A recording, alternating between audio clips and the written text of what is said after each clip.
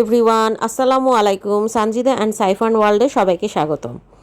নিয়ে আসলাম নতুন এক ধরনের রেসিপি। আজকের রেসিপি বাচ্চাদের জন্য স্পেশাল, ঘরে তৈরি চিকেন নাগেটস। বাচ্চারা এমনিতেই খুব নাস্তা প্রিয়, বিকেল হলে বা টিফিন টাইমে তাদের কিছু না কিছু দেওয়া লাগে। তার জন্য আজকে আপনাদের খুব সহজেই একটা চিকেন নাগেটসের রেসিপি নিয়ে আসলাম। চলে আসি রেসিপিতে। দেখতে পাচ্ছেন আমি মুরগির বুকের মাংস নিয়েছি।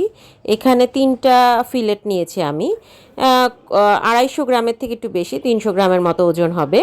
তো ফিলেট দুটি আমি পানি দিয়ে ভালো মতো পরিষ্কার করে ছোট ছোট টুকরো করে নিচ্ছি। আমি চাকুর সাহায্যে ছোট ছোট টুকরো করে নিচ্ছি। আপনারা বটি দিয়ে বা কাঁচি দিয়ে, রান্নাঘরে যে কাঁচি আমরা ইউজ করি সেটা দিয়েও ছোট ছোট করে টুকরা করে নিতে পারেন। যেহেতু মুরগির বুকের মাংস, এটা কিমা করতে বা এটা কাটতে খুব বেশি ঝামেলা পোহাতে হবে না, এবং যেটা হাড় ছাড়া বুকের মাংস। তো এইগুলোকে আমি আগে ছোট ছোট করে টুকরো করে নিব। কাজ করতে করতে আর একটা কথা বলে রাখি, রেসিপিটি যদি ভালো লেগে থাকে অবশ্যই চ্যানেলটি সাবস্ক্রাইব করবেন, পাশে থাকবেন, লাইক করবেন, শেয়ার করবেন। তো আমি ছোট ছোট করে টুকরা করে কেটে নেওয়া হয়ে গেল। তো এখন আমি একটু হালকা ধুয়ে রাখছি, যেহেতু বুকের মাংস খুব বেশি ধোয়ার প্রয়োজন নেই। তো পিসগুলো আমি একবার ধুয়ে স্ট্রেনারে ঝরাতে দিব। স্ট্রেনারে একটু পানি ঝরিয়ে আমি এবার টিস্যু পেপারে একটু মেলে রাখবো। টিস্যু পেপারটা অবশ্যই কিচেন টিস্যু হতে হবে। নর্মাল টিস্যুতে দিলে টিস্যুগুলো মাংসের সাথে লেগে লেগে যাবে ভিজে। এই কারণে একটু টাওয়াল টিস্যু হলে ভালো হয়। আর যদি না থাকে সেক্ষেত্রে কোনো পেপার বা পাতলা কোনো টাওয়ালের মধ্যে মাংসগুলো একদম চিপে চিপে পানিগুলো শুকিয়ে ফেলতে হবে। মাংসে কোনো রকম পানি রাখা যাবে না। নাগেটে পানি থাকলে নাগেটের শেপটা ভালো আসবে না, এবং ভাজতে গেলে একদম ফেটে ফেটে যাবে, তেল ভিতরে ঢুকে যাবে। তো নাগেটের ওখানে আমি মাংসের পিসগুলো ঝরিয়ে দিয়ে আমি এখানে পাউরুটিগুলো রেডি করছি। এটা যে কোনো পাউরুটি হবে, নাগেটের পাউরুটি আমরা অবশ্যই দিয়ে দিয়ে থাকি। তো এখানে প্রায় 4-5 টুকরার মতো পাউরুটি আমি শেপ করে নিচ্ছি। এই পাউরুটির সাইড থেকে আমি যে পোড়া অংশটুকু আছে সেগুলো কেটে ফেলে এটাকে আমি ব্লেন্ডারে গুঁড়ো করে নিব।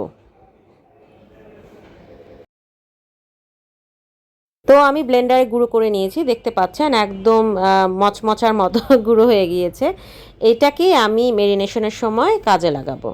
এদিক দিয়ে আমি মাংসের কিমাগুলো যে আমি ছোট ছোট করে কেটে পানি ঝরাতে দিয়েছিলাম, টাওয়াল চিপে চিপে সেটা আমি টিস্যু পেপার দিয়ে চিপে চিপে পানিগুলো একদম শুকিয়ে নিয়েছি। পানিগুলো শুকনো থাকলে আপনার মাংস কিমা করতে সুবিধা হবে, মাংসটা সুন্দর মতো শেপ করা যাবে। তো এখানে আমি সেই মুরগির মাংসের কিমাগুলো দিলাম। এরপর এখানে আমি একে একে মিশ্রণটা তৈরি করার জন্য একে একে উপকরণগুলো দিয়ে দিব। যে কোনো কাজ করতে গেলেই ধৈর্যের প্রয়োজন হয়। বানানো সহজ, কিন্তু ধৈর্যটাই মেন। এটা হচ্ছে আমাদের মহিলাদের জন্য টিপস। যারা আমরা রান্না পছন্দ করি তাদের জন্য ধৈর্যটা আসলে খুব ইম্পর্ট্যান্ট। তো আমি খুব ভালোভাবে কিমাগুলো একদম ব্লেন্ডার থেকে তুলে নিচ্ছি। তো এখন আমার যেটা করতে হবে, এটার সাথে আমি কিছুটা পাউরুটির গুঁড়োগুলো হাফ মেলাবো আর হাফ আমি এর পরের ব্যাচে মিলাবো। তো প্রথম ব্যাচে আমি পাউরুটির গুঁড়োটা হাফ দিয়ে দিলাম। এরপরে আমার এখানে যেটা দিতে হবে লবণ। লবণ ছাড়া তো কোনো খাবারই তৈরি করা যাবে না, সেটা পরিমিত। যেহেতু আমি এখানে সয়া সস দিব, সয়া সসে লবণ থাকে, সেক্ষেত্রে অবশ্যই লবণটা একটু বুঝে দিতে হবে।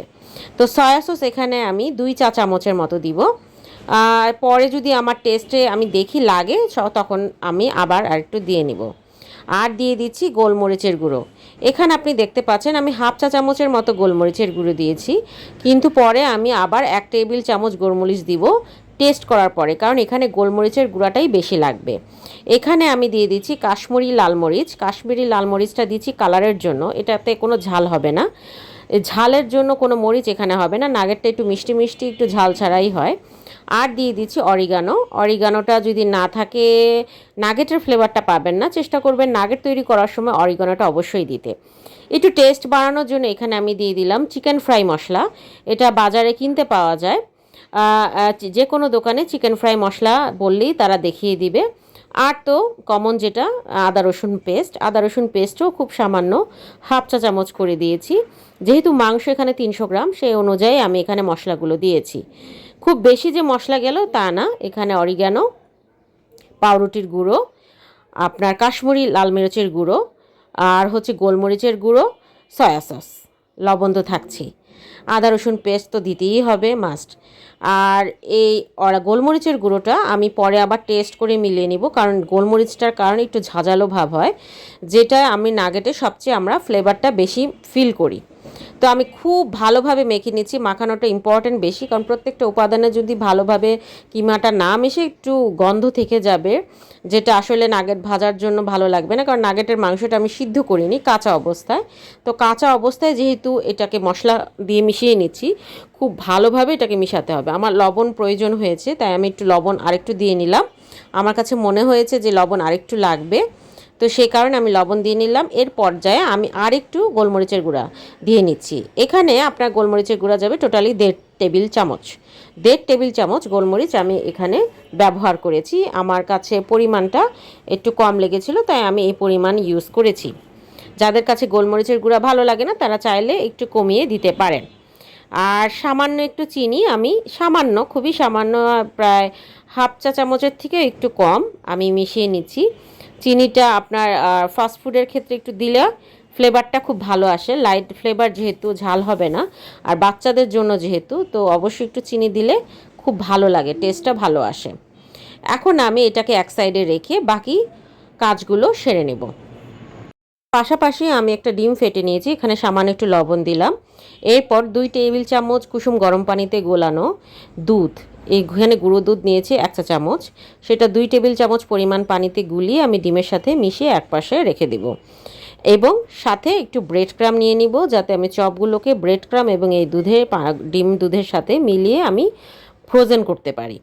একটা ট্রেতে আমি ভালোভাবে সয়াবিন তেল হাত দিয়ে একটু মেখে দিলাম।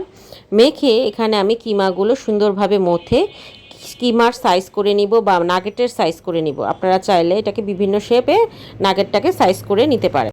তো আমি হাত দিয়ে ভালোভাবে মেখে এখন এটাকে শেপ আকারে করে একবার ডিম দুধের মেশানো পানিতে, গোলানো পানিতে, আরেকবার ব্রেড ক্রামে মানে গড়িয়ে এটাকে আমি আস্তে আস্তে ট্রেগুলোতে সাজাবো।